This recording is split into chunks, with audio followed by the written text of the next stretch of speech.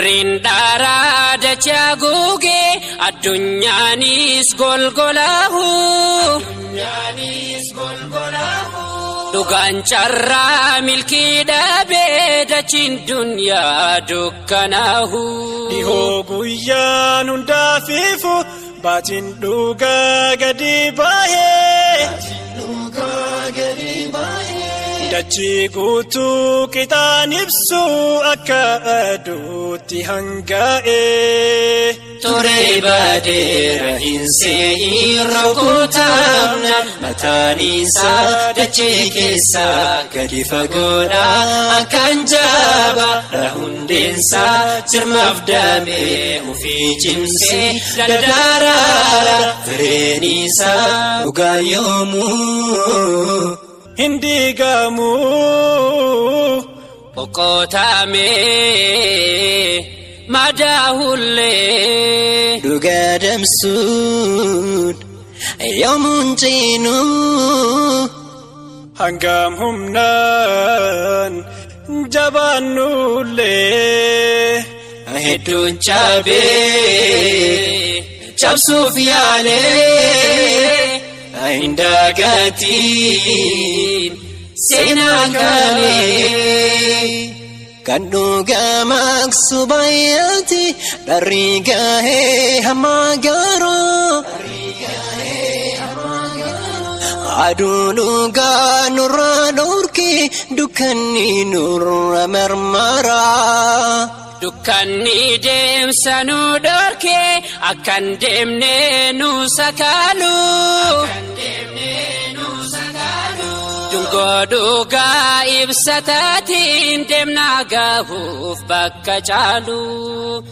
Madofneetiin faana miilaa jechuudhaaf nu jabaatee jalaan dachee tuluguugaa gubbaan ba'aa nu tulfaatee laalaan isaanii jabaataa waan nu baane eenyu baatee shirrii tulaamus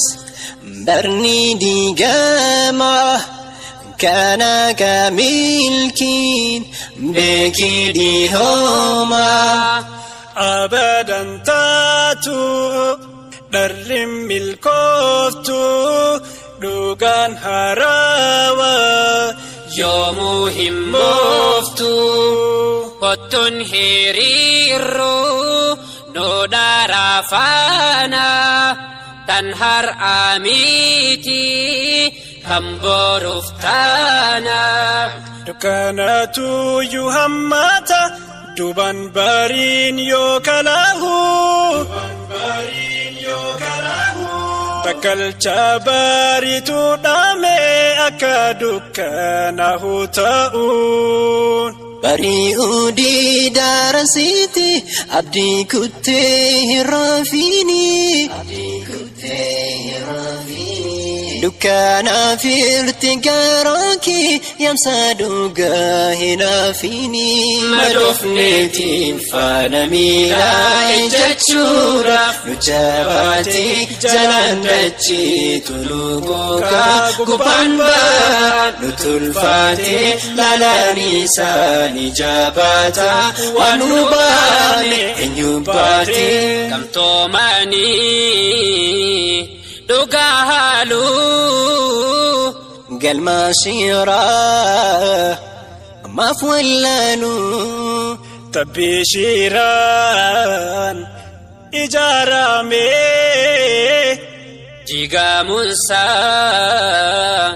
ishakamu galma gahuun Yoturames